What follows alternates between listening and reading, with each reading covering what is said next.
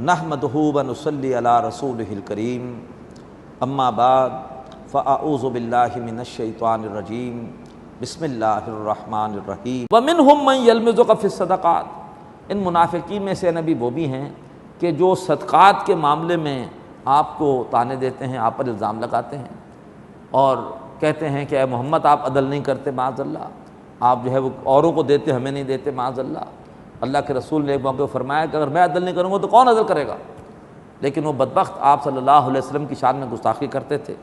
فَإِنْ أُوتُوا مِنْهَا رَضُوا، پھر اگر انہیں صدقات میں سے کچھ دے دیا جائے تو بڑے خوش ہوتے ہیں۔ وَإِن لَّمْ يُؤْتَوْا مِنْهَا إِذَا هُمْ يَسْخَطُونَ، اور اگر انہیں صدقات میں سے نہ دیا جائے تو بڑے ناراض ہوتے ہیں۔ وَلَوْ أَنَّهُمْ رَضُوا مَا آتَاهُمُ اللَّهُ وَرَسُولُهُ، اور اگر وہ راضی ہو جاتے اس پر کہ جو بھی ان کو دیا تھا اللہ اور اس کے رسول نے، وَقَالُوا حَسْبُنَا اللَّهُ، اور وہ کہتے کہ ہمارے لیے اللہ کافی ہے۔ سَيُؤْتِينَا اللَّهُ مِن فَضْلِهِ وَرَسُولُهُ، ان قریب ہمیں اللہ تبارک و تعالی دے گا اور اس کے رسول دیں گے اپنے فضل میں سے۔ اِنَّا إِلَى اللَّهِ رَاغِبُونَ، بے شک اب اللہ کی طرف رجوع کرتے ہیں، اللہ ہی کی طرف ہم پلٹتے ہیں۔ یہ روش ہوتی تو کتنا اچھا ہوتا۔ اب اس کے بعد آیت نمبر 60 میں اللہ تبارک و تعالی زکوٰۃ کے مصارف بیان کر رہا ہے۔ زکوٰۃ کے حوالے سے منافقین کی بڑی خواہش ہوتی تھی کہ زکوٰۃ میں سے ہمیں حصہ دیا جائے۔ اللہ تعالی نے زکوٰۃ کے مصارف خود طے کر دیے، تو اللہ کے رسول فرماتے تھے کہ بھائی زکوٰۃ کے مصارف اللہ نے طے کر دیے ہیں، ان مصارف کو کوئی نبی بھی تبدیل نہیں کر سکتا۔ اگر تم ان مصارف میں سے کسی مصرف کے تحت آتے ہو تو میں تمہیں زکوٰۃ دینے کو تیار ہوں، ورنہ میں تمہیں نہیں دے سکتا۔ یہ مصارف اللہ نے طے کیے۔ اب زکوٰۃ کے مصارف 8 ہیں کہ زکوٰۃ کن مصارف میں خرچ ہوگی۔ فرمایا انما الصدقات للفقراء، بے شک یہ جو زکوٰۃ ہے، اب یہاں صدقے سے مراد زکوٰۃ ہے، کیوں؟ اسی آیت میں آگے وضاحت آئے گی۔ بے شک جو زکوٰۃ ہے یہ ہے نمبر 1 فقراء کے لیے، یعنی فقیر وہ شخص کے جس کی، ویسے تو اس کے بارے میں ڈیفینیشن میں فقہا کا اختلاف ہے، لیکن فاقرہ کہتے ہیں ایک ایسے کسی آفت کو جس نے کسی کی کمر توڑ دی ہو، تو فقیر وہ شخص ہے کہ جس کی کمر ٹوٹ چکی ہے، جو بیچارہ اب کچھ کمانے کے قابل ہی نہیں ہے، بیچارہ گھر پر پڑا ہوا ہے، معذور ہے، بوڑھا ہے۔ نمبر 1 وہ مستحق ہے جو اپنی ضرورت کما ہی نہیں سکتا۔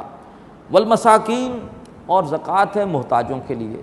مساکین سے مراد ایسے لوگ ہیں جو محنت کرتے ہیں، بھاگ دوڑ کرتے ہیں معاش کے لیے، لیکن اس کے باوجود اتنا نہیں کما سکتے کہ اپنے اخراجات پورے کر لیں۔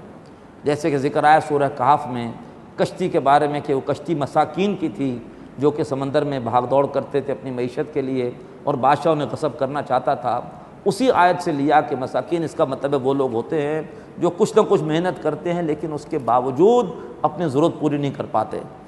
پھر نمبر 3 والعاملین علیہا، اور وہ لوگ کہ جو زکوٰۃ کے حوالے سے مختلف کاموں پر مامور ہوں، زکوٰۃ دینے والے، زکوٰۃ کا اس کے لیے زکوٰۃ کا حساب کتاب کرنے والے، زکوٰۃ کے مال کی حفاظت کرنے والے، یعنی زکوٰۃ کا پورا سسٹم جو حکومت کا ہے، اس سسٹم میں جو شخص بھی کوئی خدمت اس حوالے سے انجام دے رہا ہے، چاہے لکھت پڑھت کی ہو، چاہے وصول کرنے کی ہو، چاہے تقسیم کرنے کی ہو، چاہے حفاظت کی ہو، اس پورے عملے کی تنخواہیں بھی زکوٰۃ میں سے دی جا سکتی۔